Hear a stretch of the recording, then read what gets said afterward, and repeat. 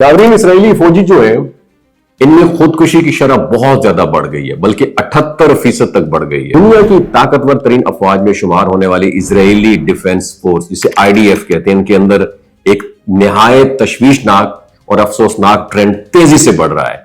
वो फौज जिसके बारे में कहा जाता है कि ये दुनिया की जदीद तरीन टेक्नोलॉजी, असलहे और तरबियत से लेस है, आज अंदर से कमजोर पड़ती जा रही है। जाहिरी ताकत के पीछे छुपी वो थकन, नफ्सियाती दबाव और एहसास जुर्म, गिल्ट अब खुलकर सामने आने लगा है, जिसे इजरायली मीडिया ने भी छुपाने में नाकामी का एतराफ कर लिया है। ताजा रिपोर्ट्स के मुताबिक जनवरी 2024 से लेकर जुलाई 2025 के दौरान इसराइली फौज के 279 से ज्यादा एहलकारों ने सुसाइड कर ली है, जो पिछले तमाम रिकॉर्ड्स तोड़ने वाली खतरनाक तादाद है।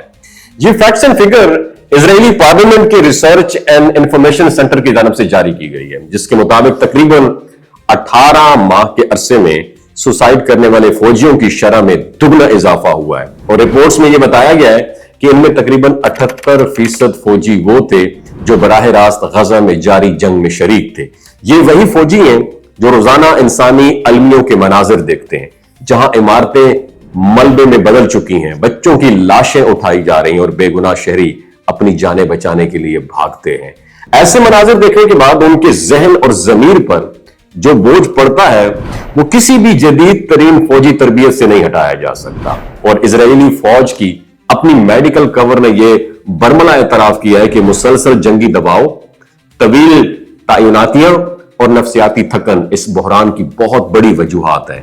रिपोर्ट में एक और हैरानकुन बात भी ये सामने आई है कि 2017 से 2022 तक सुसाइड की शरह सिर्फ 42% थी, मगर गजा जंग के बाद यह शरह 78% तक जा पहुंची है। इसका मतलब यह है कि गजा के मैदान जंग ने इजरायली फौज के जो हौसले हैं वो तोड़ के रख दिए हैं।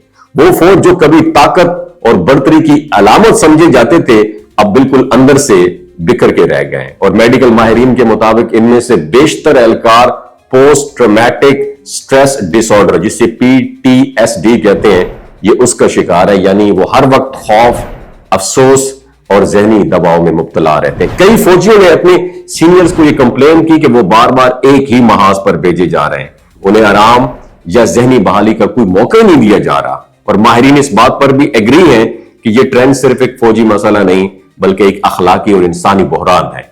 जब कोई इंसान जुल्म के ऐसे मनाजिर बराह रास्त देख लेता है, उसका हिस्सा बनता है, तो वो खुद उसके जमीर को झंझोड़ते रहते हैं, तो आखिरकार अपने अंदर की जंग हार जाता है। और ये रिपोर्ट इजराइल के उस चेहरे को बेनकाब करता है जो आमतौर पर दुनिया के सामने नहीं लाया जाता। एक ऐसी फौज जो बाहर से मजबूत है मगर अंदर से खौफ, पछतावे और मेंटल डिस्ट्रैक्शन का शिकार है, दुनिया के लिए एक लम्हा फिक्रिया है कि जंग सिर्फ तबाही नहीं लाती, बल्कि वो उन लोगों को भी खोखला कर देती है जो खुद को फातेह समझते हैं।